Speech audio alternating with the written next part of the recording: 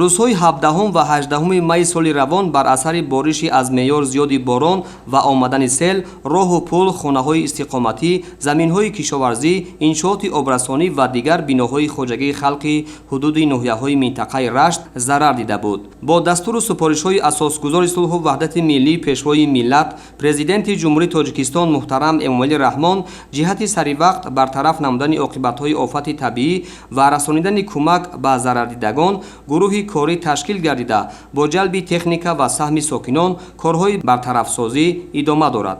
22 июни соли равон дар асоси супориши роҳбари давлат муҳтарам Эмомалӣ Раҳмон, сарвазири мамлакат Қоҳир Расулзода аз ҷараёни корҳои бартарафсозии офати табиӣ ва раванди тадбирҳои ободонӣ дар ноҳияи Нуробод шинос шуд. дар натиҷаи офати табиӣ роҳи автомобилгард, хонаҳои истиқоматии деҳаи Яхак, ду пули мошингузар ва дигар иншоот дар ноҳияи Нуробод хароб гардид. бо истифода аз техникаҳо сангу шағал саривақт тоза карда шуда барои кӯчонидани 22 оила ва таъмини онҳо бо манзилҳои нави истиқоматӣ кӯмакҳои ҳукумати ҷумҳурии Тоҷикистон ки аз масолеҳи сохтмонӣ иборат буд расонида шуд. сарвазири мамлакат таъкид намуд ки бартарафсозии оқибати офати табиӣ, расонидани кӯмак ба оилаҳои зарардида ва таъмини шароити беҳтари зиндагӣ дар заминаи таваҷҷӯҳи президенти ҷумҳурии Тоҷикистон пешвои муаззами миллат муҳтарам Эмомалӣ Раҳмон амалӣ гардида ҷиҳати дар сатҳи баланд ва анҷоми босифати корҳои сохтмонӣ дар иншооти сохташаванда аз ҷумла хонаҳои нави истиқоматӣ, пули мошингузар, роҳ ва дигар инфраструктури зарурӣ тадбирҳои муҳим амалӣ карда мешавад. дар ин доира зарур шуморида шуд ки ду пули харобгардидаи ҳудуди деҳаи Янури ноҳияи Нуробод ва наздики 500 метр роҳи мошингард аз нав сохта шуда дар кӯтоҳтарин муҳлат барои рафтуомади бемаъмунияти сокинон шароити хуб таъмин карда мешавад. дар идома сарвазири мамлакат Қоҳир Расулзода аз лоиҳаи бунёди хонаҳои нави истиқоматӣ дидан намуд. таъкид гардид ки бо дастгирии ҳукумати ҷумҳурии Тоҷикистон дар деҳаи гардангаи ноҳияи Нуробод қитъаи замин барои бунёди манзилҳои нави истиқоматӣ ҷудо гардида дар ин ҷо тибқи лоиҳа ба оилаҳое ки хонаҳои истиқоматиашон пурра аз офати табиӣ зарар дидаанд манзилҳои истиқоматии замонавӣ бо тамоми шароит сохта шуда ҳамзамон барои сокинон роҳ ва дигар иншооти замонавӣ марҳила ба марҳила сохта ба истифода дода мешавад. ҳамзамон роҳи мошингард ва иншооти обрасонии ҳудуди ноҳияи Нуробод ки дар даромадгоҳи ноҳияи Рашт ҷойгир аст пурра навсозӣ ва сифати хизматрасонӣ ба талаботи замон мутобиқ гардонида мешавад. сарвазири мамлакат Қоҳир Расулзода дар идома аз фаъолияти боғи интенсивии пайванди Рашт шинос шуд.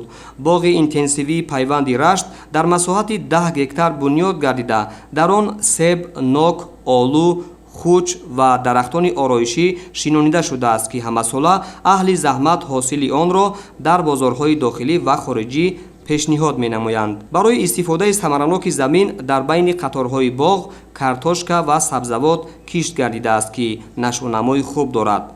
дар шаҳраки дарбанди ноҳияи Нуробод ба истиқболи ҷашни 35-солагии истиқлолияти давлатӣ тадбирҳои ободонӣ вусъат дода мешавад.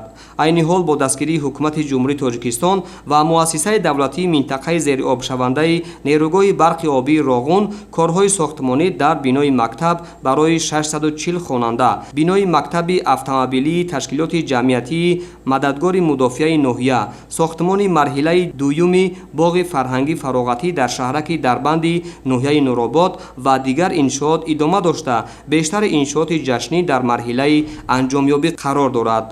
муассисаи таълимӣ сеошона буда дар он 30 синфхонаи замонавӣ, майдончаи варзишӣ ва дигар биноҳои ёрирасон бунёд карда мешавад. бинои мактаби автомобилии ташкилоти ҷамъиятии мададгори мудофиаи ноҳияи Нуробод сеошона буда бо тамоми шароити зарурӣ таъмин карда мешавад.